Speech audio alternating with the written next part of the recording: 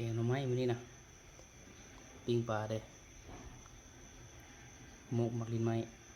ผักกับแตงปักแวนผักหยังบุอันนี้อีเฮียนแซ่บๆแจ่ปูคือเก่ามากินข้าวร่วมกันข้าวฮ้อนแกงฮ้อนนี่นะแกงหน่อไม้ปิ้งปลาเอามักลิ้นไม้แกงหน่อไม้ได้ผักกับชิมก่อน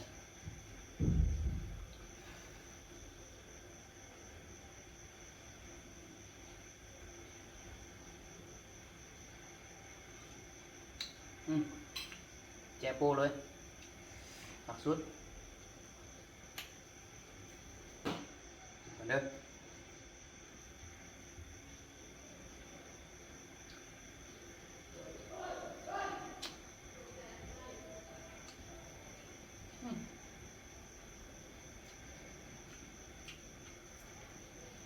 นี่ผักธรรมชาติ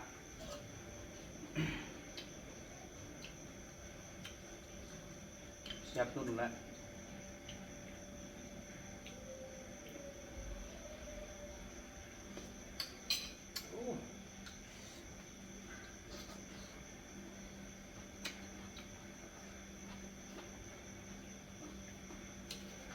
ปิ้งปลาไม่ไข่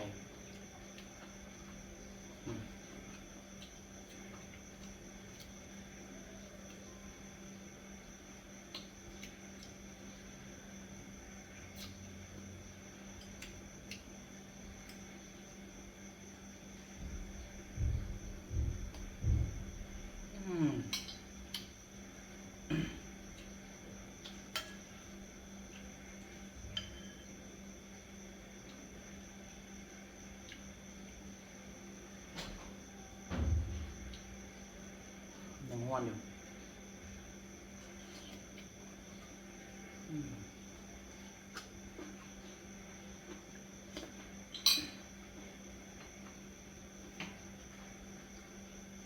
ตกเว้น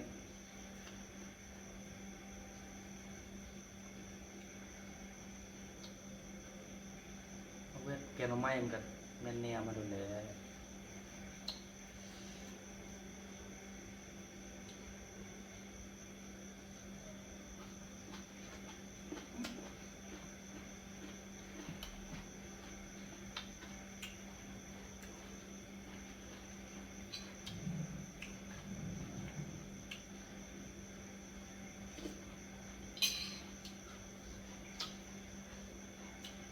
สุด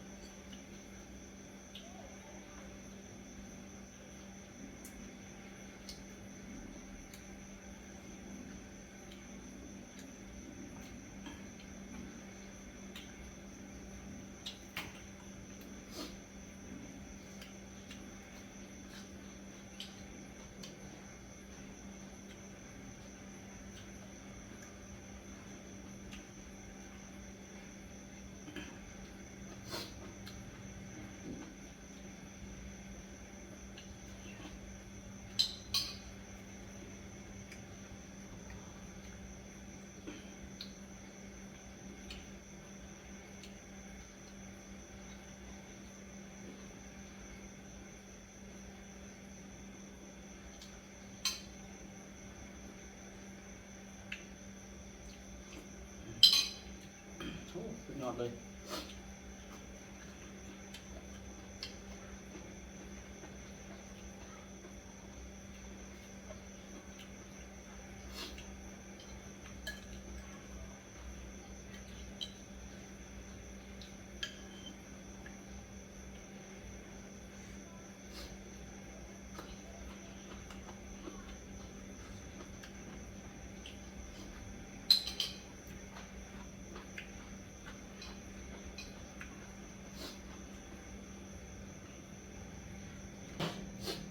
แซ่บสุด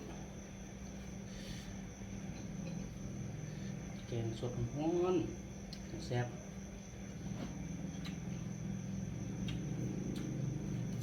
ผักยีนบานเปิน